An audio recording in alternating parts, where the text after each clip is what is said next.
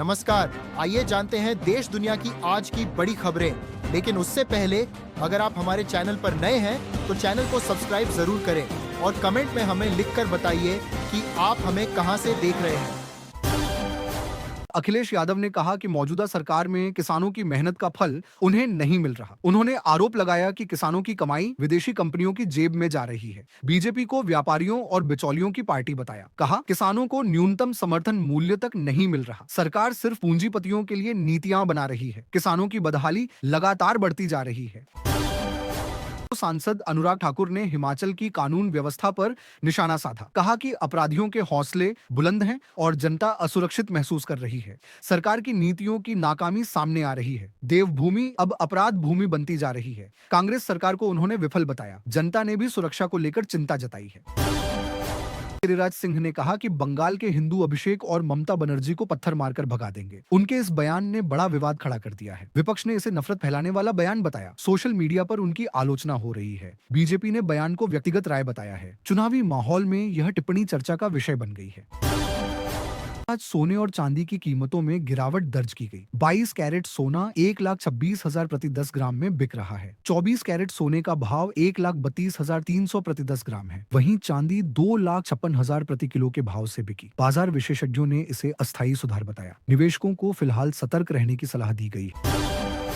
मथुरा में कथावाचक अनिरुद्धाचार्य ने केकेआर और शाहरुख खान पर हमला बोला। उन्होंने कहा कि बांग्लादेशी खिलाड़ी खरीदना हिंदू विश्वास के साथ विश्वासघात है। यह बयान तेजी से वायरल हो रहा है। कई लोगों ने उनके समर्थन में टिप्पणी की। वहीं कुछ लोगों ने इसे भड़काऊ बताया। मामले ने धार्मिक विवाद को जन्म दे दिया है। शिवसेना यूबीटी गुट के प्रवक्ता आनंद दुबे को जान से मारने की धमकी मिली है। उन्होंने बीसीसीआई के एक फैसले का समर्थन किया था। इसके बाद सोशल मीडिया पर धमकियां मिलनी शुरू हुई। दुबे ने पुलिस थाने में शिकायत दर्ज कराई है। मामले की जांच समता नगर पुलिस कर रही है। पुलिस ने सुरक्षा बढ़ाने का आश्वासन दिया है। आम आदमी पार्टी के नेता सौरभ भारद्वाज ने मोदी सरकार पर सवाल उठाए। उन्होंने बांग्लादेश की पूर्व प्रधानमंत्री शेख हसीना को शरण देने का मुद्दा उठाया। कहा कि बीजेपी घुसपैठियों पर दोहरा रवैया अपना रही है। एक तरफ उन्हें देश से बाहर करने की बात करती है, दूसरी तरफ राजनीतिक लाभ के लिए शरण देती है। यह मामला अब राष्ट्रीय बहस का विषय बन गया है। उद्धव ठाकरे और राज ठाकरे एक ही मंच पर नजर आए। दोनों ने सत्ता पक्ष पर लोकतंत्र कमजोर करने का आरोप लगाया। बीएमसी चुनाव से पहले मुंबई की राजनीति गरमाई है। जनसभा में बड़ी संख्या में लोग पहुंचे। दोनों नेताओं के भाषण पर लोगों ने खूब तालियां बजाई। विपक्ष ने इस एकता को बड़ा राजनीतिक संदेश बताया। तमिलनाडु के मुख्यमंत्री के स्टालिन ने पोंगल पर्व से पहले राहत दी। राशन कार्ड धारकों को नगद सहायता देने का ऐलान किया गया। श्रीलंकाई तमिल परिवारों को भी इसका लाभ मिलेगा। राशि सीधे उनके बैंक खातों में भेजी जाएगी। सरकार ने कहा कि त्योहार पर किसी को दिक्कत नहीं होगी। जनता ने इस फैसले का स्वागत किया है। रणदीप सुरजेवाला ने मनरेगा को लेकर केंद्र सरकार पर निशाना साधा। उन्होंने कहा कि इससे 50 करोड़ लोगों को फायदा हुआ है। नए कानून से 12.5 करोड़ लोग प्रभावित होंगे। बीजेपी पर गांधी और राम के नाम पर प्रचार का आरोप लगाया। कहा, गरीबों के अधिकार छीने जा रहे हैं। कांग्रेस ने इसे जनता विरोधी कानून बताया। महाराष्ट्र के उप मुख्यमंत्री देवेंद्र फडणवीस ने बीएमसी चुनाव प्रचार की शुरुआत की। उन्होंने कहा कि मुंबई का मेयर हिंदू और मराठी ही होगा। बीजेपी ने मराठी अस्मिता को केंद्र में रखकर अभियान छेड़ा। फडणवीस ने कहा कि मुंबई को भ्रष्टाचार से मुक्त किया जाएगा। उन्होंने शिवसेना पर शहर की उपेक्षा का आरोप लगाया। कार्यकर्ताओं ने बड़ी संख्या में रैली में हिस्सा लिया। बीजेपी ने राहुल गांधी के विदेश दौरों को लेकर हमला बोला। सांसद सुधांशु त्रिवेदी ने कहा कि वे विदेश जाकर भारत के खिलाफ बोलते हैं। हरियाणा के मंत्री महिपाल ढांडा ने भी उन पर आरोप लगाए। कहा कि राहुल गांधी राष्ट्र विरोधी ताकतों के संपर्क में हैं। कांग्रेस ने आरोपों को निराधार बताया है। दोनों दलों के बीच बयानबाजी तेज हो गई है।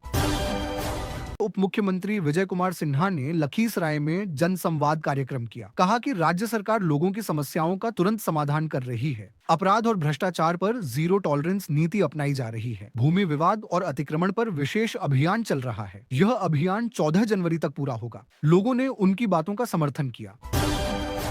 भाजपा नेता शहजाद पूनावाला ने कांग्रेस पर तंज कसा। प्रियंका गांधी को असम स्क्रीनिंग कमेटी प्रमुख बनाए जाने पर उन्होंने सवाल उठाया। कहा, कांग्रेस के भीतर बगावत जैसा माहौल है।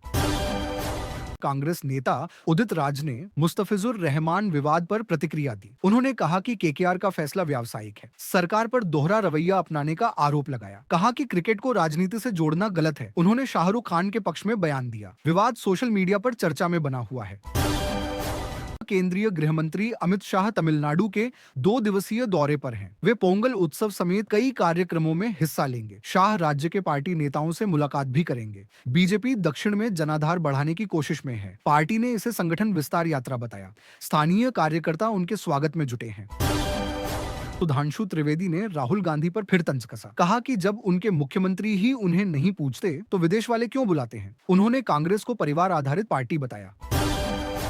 राहुल गांधी ने हरियाणा की रैली में केंद्र सरकार पर हमला बोला। कहा कि राज्य में 29 लाख फर्जी वोटर हैं। अडानी को 1 रुपए प्रति एकड़ के हिसाब से जमीन दी गई है। युवाओं को रोजगार दिलाने का वादा किया। किसानों की समस्याओं को प्राथमिकता बताया। सभा में भारी भीड़ उमड़ी रही।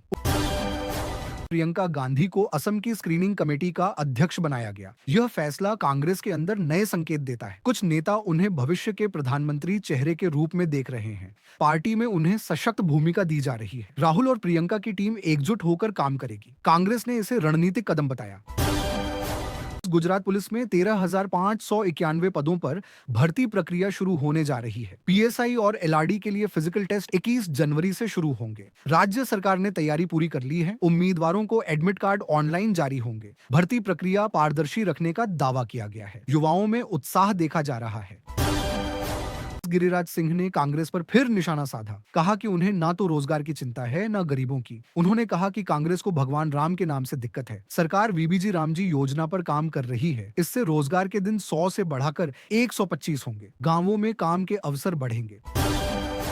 अखिलेश यादव ने फिर बीजेपी पर निशाना साधा। कहा कि यूपी में जहरीले सिरप से लोग मर रहे हैं। मध्य प्रदेश में पानी से और दिल्ली में प्रदूषण से जाने जा रही हैं। डबल इंजन सरकार पूरी तरह फेल है। उन्होंने कहा कि जनता अब बदलाव चाहती है। लोगों से सपा को मौका देने की अपील की।